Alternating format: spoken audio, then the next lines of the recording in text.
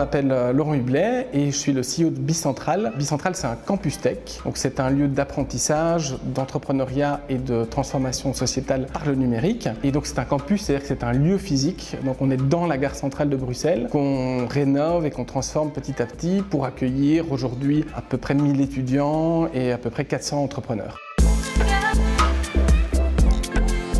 Pour des personnes qui sont en apprentissage, le premier c'est de pouvoir apprendre là où ça se passe. Et du coup, de réduire la distance physique mais aussi la distance mentale qu'on peut avoir entre le moment où on apprend et le moment où on va travailler. Et puis de l'autre côté, pour les entreprises, ça a beaucoup de sens aussi parce que ça leur permet de pouvoir détecter rapidement des talents. On forme plein de profils différents, que ce soit des développeurs, des spécialistes en digital marketing, en intelligence artificielle, etc. Donc ça répond à ce besoin de nouvelles compétences dans les entreprises.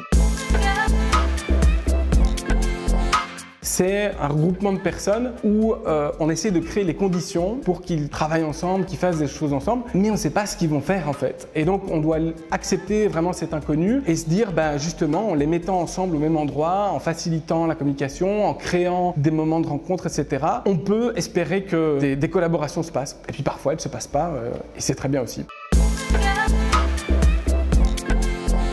On s'était dit on veut pouvoir former ou inspirer 10 000 personnes le plus vite possible. Là on a passé le cap des 100 000, donc ça se passe bien. On n'est pas arrivé au bout de notre mission. Il y a toujours des dizaines de milliers de personnes à reformer. Les boîtes tech ont toujours du mal à trouver du talent, donc on n'est certainement pas au bout de la destination.